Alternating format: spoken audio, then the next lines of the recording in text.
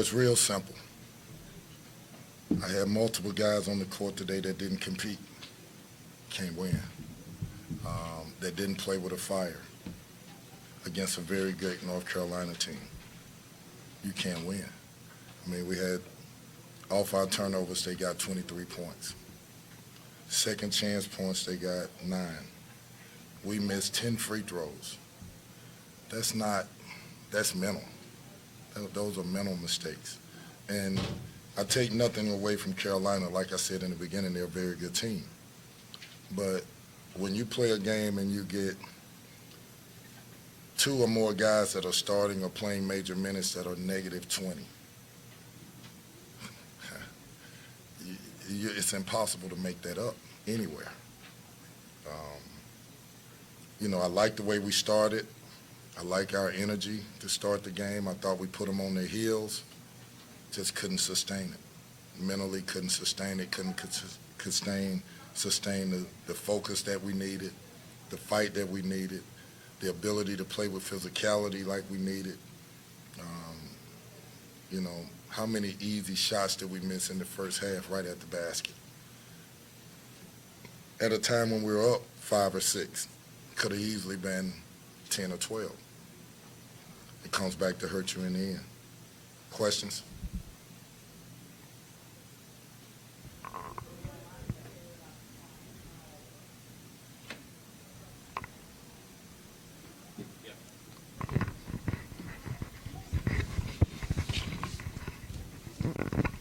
Kenny, did you think that you should have been able to make up ground when Baycock went out the last 5 minutes of the first half and then again in the second half?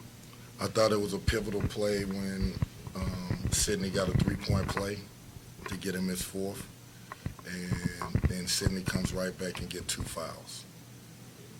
Like, it's you can't explain it. On plays that they're probably not going to make the shot. And they just panicked and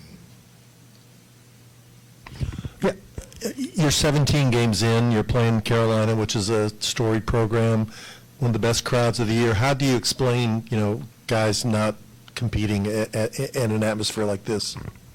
Great question. My question would be, do you understand where you are? Do you understand what it means to have Louisville across your back, your shirt, your jersey? Do you understand the history, the pride that comes with this? Are your personal issues bigger than what this program is? Basically, in asking that question is, does your hang-ups, your fears, your insecurities, are they bigger than what this program and what it's done and what it means to so many people? The answer is no, it's not. You decided to wear this jersey, you have an obligation to come out here and fight. You're not just fighting for yourself, you're fighting for your family, you're fighting for the university, you're fighting for this community, and you're fighting for your own self, and you're fighting for your teammates. We have guys that don't fully understand that, and I'm not blaming them all the way. I love them. But there's a responsibility that you got to have to play a certain way, with a certain fight, with a certain togetherness, that you got to have to play this game. And to play it here, it means something. And some of them may be just learning what it means. Maybe it's never been addressed before. Well, I'm addressing it. I don't want them to walk away not understanding what the history of this program has meant to so many people. And they're good kids.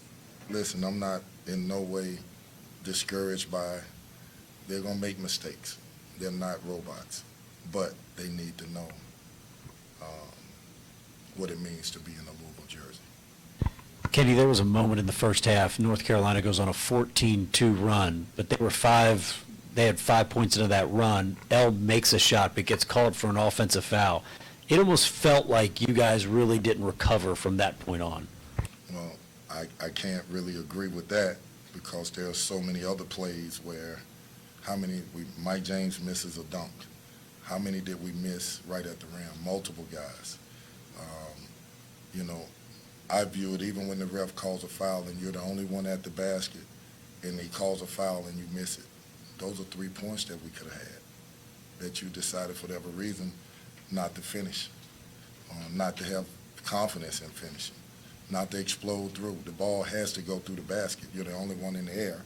You get hit somewhere else, not at the upper body. So that was a big play. I don't know. I didn't look at the film of it yet. But there are so many other plays that are exemplary of why we are in this situation. When you spoke Friday, you mentioned, needing to get more from guys. You said, it didn't have to be points, it could be fight and, just getting boards. When the first half ended, it was mostly L with, getting points. Just wondering, and you kind of talked about the missed shots as well, but did you like how you were able to get other guys involved today in the offense, or did you think that there are better ways you can get them, better chances of scoring? I thought there were spurts where the ball moved, we got it in the lane, and we put them on their heels. I think everybody touched the ball. I thought we attacked them, and it looked the right way. Then it went from that to turnover, and then another turnover. Then they put us on our heels, and at times the ball seemed like it never got in the gaps. It never got to the lane. The ball movement wasn't crisp. The attack wasn't north-south. And then on top of that, you turn the ball over, you're not going to get a quality shot. We were 1 for 14 from 3. I guarantee you, if you really look at those 14 shots, how many were off ball movement, penetration, kick-out threes, or how many were just settled jump shots? Well, they're a long, athletic team. You settle for jump shots, you're probably not going to make them because they're going to contest them. So. Kenny, at this point in the year, when you're talking about lineups, you're trying to find consistent play from guys. At this point, what challenges does it create when you're trying to look at lineups and different rotations and just, I guess, each and every game trying to figure out who you want to play because you're not sure who would show up? Well, I would like to be able to judge it by what I get in practice. I would like to. And I'm making a big statement when I say that.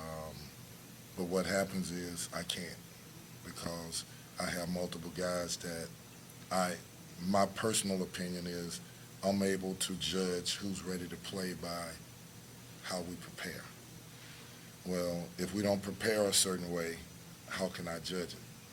So then I'm pulling straws, and I'm hoping that a guy can maybe turn on a light switch knowing that there are no light switches there to be turned on.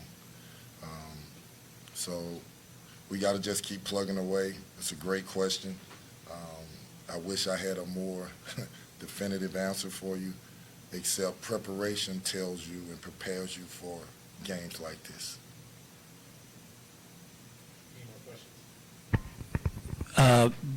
Brandon missed today's game with an injury. Any update on him? Still waiting on more information. I know that it's something, a foot injury or something. Hopefully in the next day or so we get more information. We could have used him today. I mean, we got out rebounded 40 to 31. I mean, he is a big kid that can rebound the ball. We missed him out there today.